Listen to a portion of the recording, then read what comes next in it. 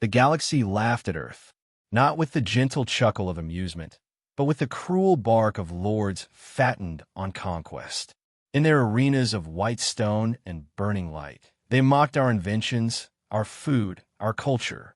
They jeered at Florida Man incidents as though he were a national symbol, confused our cats for parasites, and snorted when they discovered our obsession with heating frozen burritos in a box that hummed. Yet of all their laughter, none cut deeper than the derision aimed at our Komodo dragon. Your mighty predator waddles, one lord had declared, voice dripping contempt. Its venom takes days to kill, a creature slower than rot itself. And you, creatures of chaos and clumsiness, hold it in reverence. The words were repeated across systems, played over hollow channels with sneers and static applause. Earth's name became synonymous with weakness, and humanity, stubborn as rust, seethed quietly. Elias Vey did not seethe. He drank. In a town built from rusted cargo containers on a barren colony moon, he lingered in shadows. Once long ago, he had been a captain, honored, sharp, steady. Now he was the man others pointed at in taverns when their throats were warm with drink. There goes Vey, hero of the bottom of a bottle. The children taunted him with lizard noises. The women whispered that he had been left by his daughter, though the truth was simpler and sadder. She had left him behind. He answered none of them. Instead, he fed stray cats that crept between rusted hulls, letting their soft bodies lean against his silence. Then the summons came. It arrived in a battered courier drone, its voice metallic, cold, and final. He had been chosen to represent Earth in the Trial of Fangs, one of the galactic tournaments staged for the amusement of the lords. A bureaucratic error, no doubt. He had once kept reptiles in a barracks terrarium, and some nameless clerk had stamped his name beside Komodo Dragon Handler. The town erupted in ridicule. Our champion? The drunk with duct tape in his pockets. Better he die for us than someone useful. They spat in the dust as he left. He carried little, a cracked datapad, a roll of duct tape, and a photograph of his daughter. Her face turned slightly away, as though even in memory she refused to look at him. Carixis, the arena world, awaited him. Its skies shimmered with heat like a mirage stretched across eternity. Stone seats rose tier upon tier, filled with lords cloaked in gold and chitin. Their mandibles clicked with cruel anticipation. Hollow screens projected the faces of all contenders, sleek predators from distant worlds, oiled and armed, bristling with venom and pride. The first trials began with absurdity. A human contestant hurled burritos as distractions.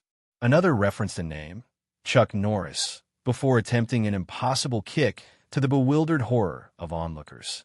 Some survived. Many did not. The lords laughed until the air shook. And then Elias was called. He stepped into the sand with the gait of a man used to ridicule. No cheer followed him. Even his fellow humans stared with pity. The gate behind him groaned open, and a shape emerged, his chosen beast.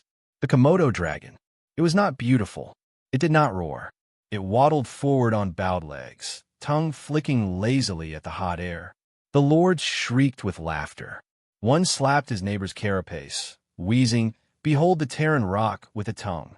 Across the arena, a spined wolf beast was released, all claws and hunger. It circled swiftly, saliva stringing from its jaws. The Komodo only blinked. "Move, damn you," a human voice cried from the pens. Elias whispered instead, his voice raw with something older than command. "Show them, girl." The wolf lunged. Sand sprayed. Fangs flashed. The Komodo did not retreat. Its head snapped forward, jaws clamping onto the beast's leg. "A scratch," said the lords. "A nibble." The wolf thrashed, dragging the dragon across the dust. Elias only watched, eyes sharp for the truth others could not see. Minutes passed.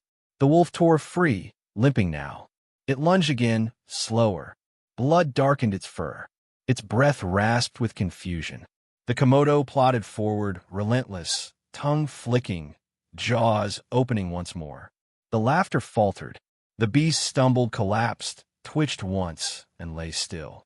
Silence thundered through the arena. Elias lifted his head, sun burning his face. He spoke loudly enough that even the lords on the highest tier could hear. You mock what is slow because you do not understand patience.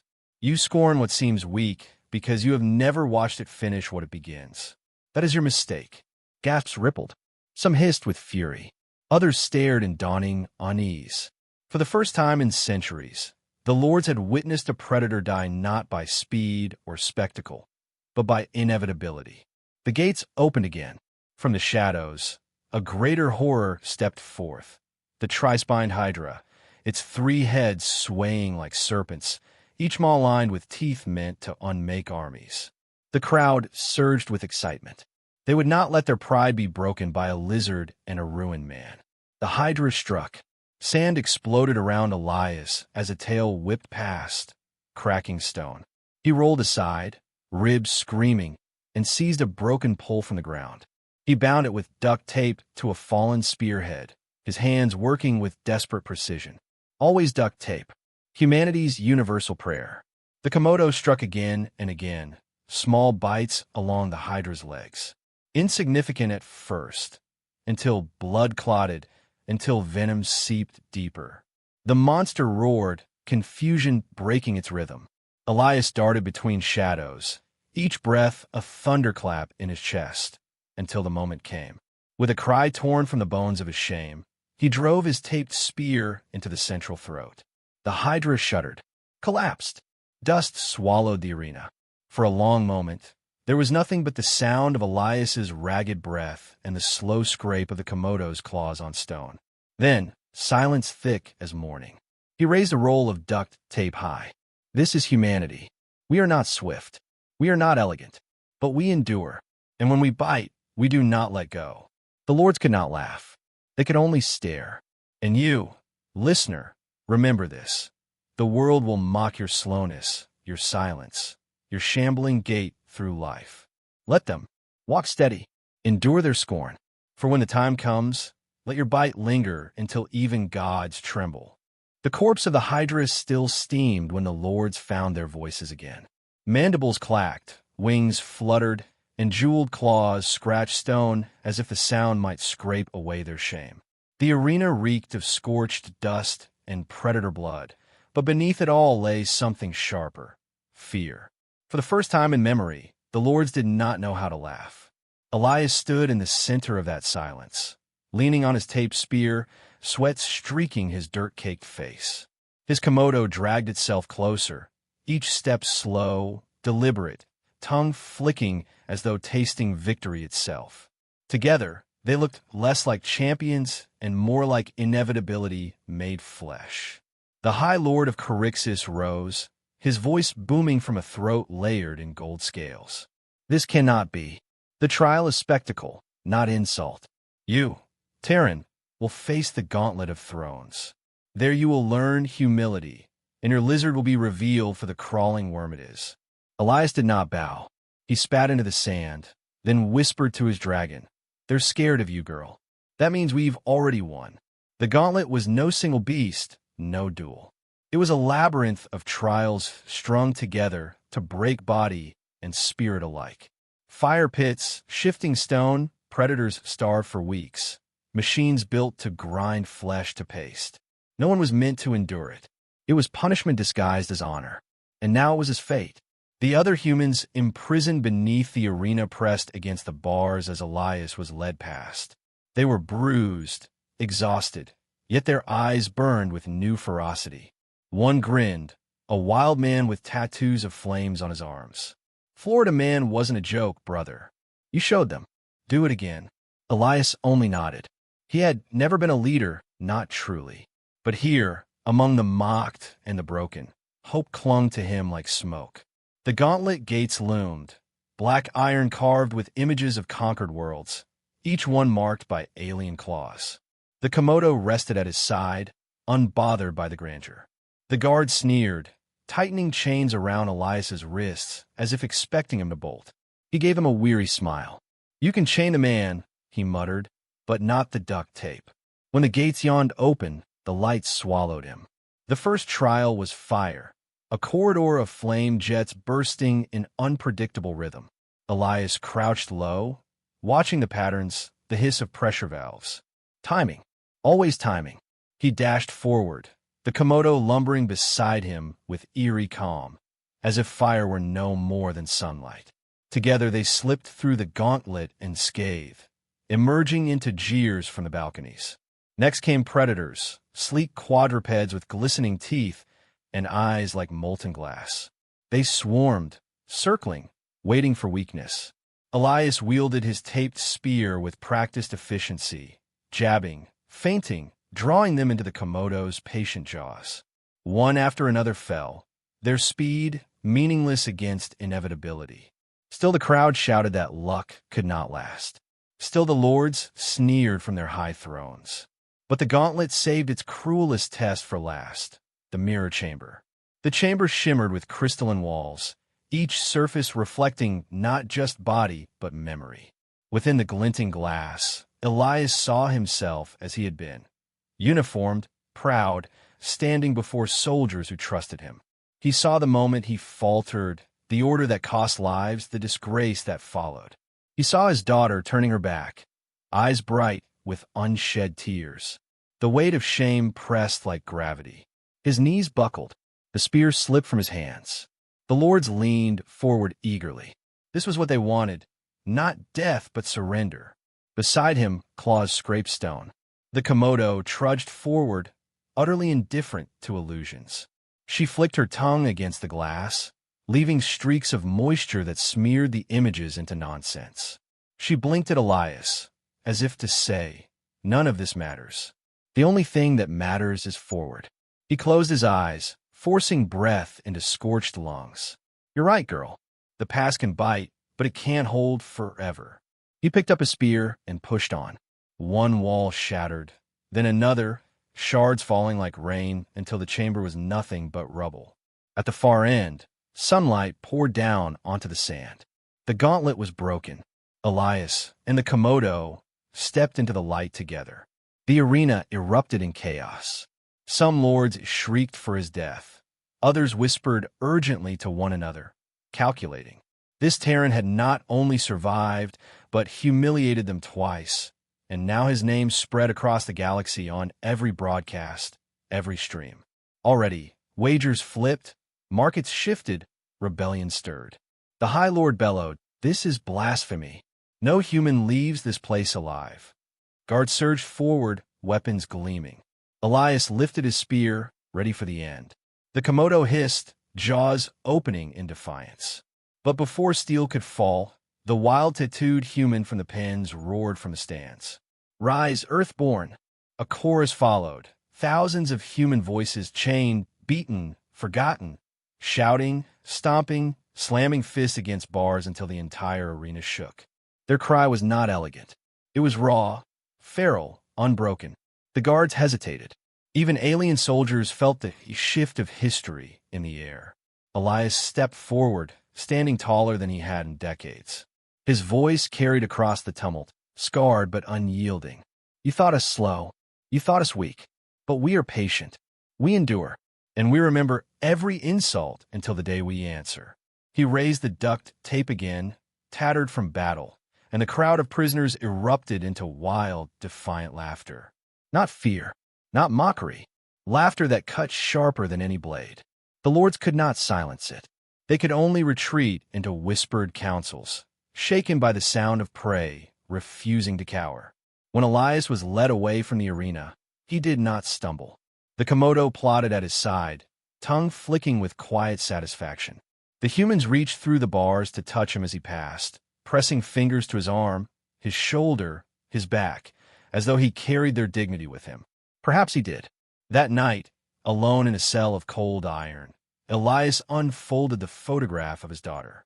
For the first time in years, he let himself believe she might watch the broadcasts. She might see him not as a broken man, but as someone who stood again when it mattered.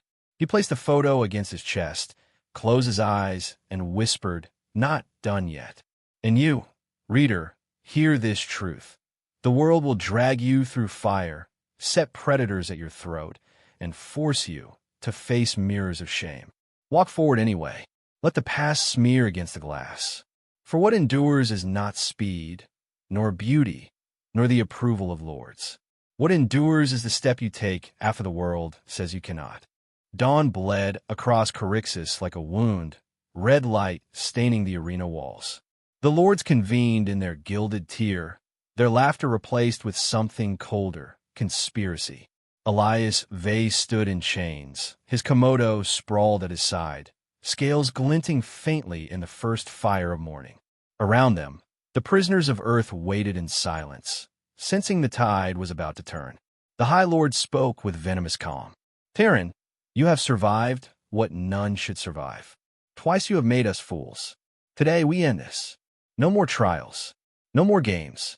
You will face the assembly of lords in combat. And when you fall, your people will remember you as the one who brought them only deeper humiliation. Elias studied the ring of armored guards surrounding him. Every instinct told him he could not win this fight. Yet somewhere behind his ribs, a spark had caught. He glanced at the photograph tucked against his heart, at the Komodo's steady eyes, and then at the prisoners whose faces pressed against their bars. They needed him not to live forever, but to stand once more. When the chains were cut, he did not run. He stepped into the arena's center, shoulders squared, duct-taped spears still scarred from battles past. The Komodo dragged itself beside him, slow but unstoppable. Across from them, the assembly descended. 12 lords, each draped in armor carved from conquered worlds, each wielding weapons that had ended empires. The first lord struck, a blade like liquid fire, slashing through the air. Elias ducked, rolling into dust, spear jabbing upward into the creature's plated thigh. Sparks flew. The crowd screamed. Another lord descended with wings like razors, claws raking toward Elias's throat. The Komodo snapped, catching a wing and dragging the predator down with terrible patience. But for every strike deflected, 3 more followed. Spears crackled with lightning. Hammers thundered against stone. Elias staggered beneath the weight of their assault, blood running down his arm. His vision blurred. The Komodo hissed, bleeding from wounds along its flanks. The prisoners roared from the stands, their voices rising in ragged defiance. Stand, Elias. Stand, Earth. Their cries grew until even the lords faltered, unnerved by the sound of prey, refusing silence. Elias forced himself upright, chest heaving. You think strength is speed, he rasped, voice raw enough to tear. You think power is cruelty, but you've never known patience. You've never known a bite that lingers until there is nothing left but surrender. With that, he lunged not at the nearest lord but at the High Lord himself. The spear struck home, duct tape binding it together, as if human stubbornness itself held the weapon firm. The High Lord shrieked, collapsing beneath the weight of a single, deliberate thrust. Chaos erupted. The remaining lords shrieked in disbelief. One after another they attacked, but their unity fractured. Some recoiled in fear. Others scrambled to avenge their fallen master. The Komodo dragged itself forward, biting again, slow jaws filled with inevitability. Each wound festered, each strike weakened them further. Elias's body screamed in pain.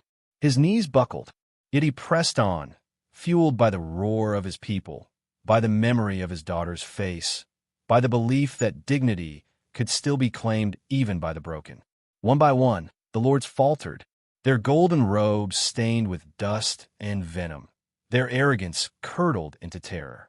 And then it was done. The assembly lay shattered, their weapons scattered across the sand. Silence hung heavy, punctuated only by the ragged breaths of a human and his dragon. The guards wavered, uncertain. For the first time, they did not advance. The prisoners erupted, breaking through their cells, rushing into the arena with fists and makeshift weapons, overwhelming the remaining soldiers in a tide of fury and hope. Humanity, mocked for its weakness, surged like a storm. Elias sank to his knees. His Komodo collapsed beside him, tongue flicking weakly, eyes closing. He placed a hand on its rough scales. You showed them, girl. Slow was enough. The beast exhaled once, a rattling sigh, and grew still. He bowed his head, grief and pride tangled together. Around him, the humans lifted him up, not as a drunk, not as a failure, but as the man who had bitten back when all others had mocked. Word of the fallen lords spread across the galaxy like fire through dry grass. Systems whispered of rebellion. Worlds once bowed and chains began to stir. If humans could topple gods with a slow lizard and a roll of duct tape, what else might the galaxy's forgotten do? When the ships finally carried Elias home, the colony town that had spat on his name gathered in silence. Children who had once mocked him now reached out to touch his sleeve. Stray cats followed him through the streets. Neighbors whispered not with scorn, but with awe. And at the town's edge, his daughter waited. She had seen the broadcasts. She had seen him stand when the galaxy itself tried to crush him. No words passed between them as she placed her hand into his. The gesture was enough. Elias looked across the barren land and saw it differently now, not as exile, but as ground waiting for something to grow. He was no hero crowned in gold, no flawless savior. He was simply human, and somehow that was enough. And you, listener, carry this lesson as your own. Do not fear the world's laughter. Let them mock your pace, your scars, your quiet persistence. For speed burns out, cruelty consumes itself, but patience endures. When your moment comes, do not rush. Step forward steady, slow, unshaken, and let your bite linger until the mighty tremble.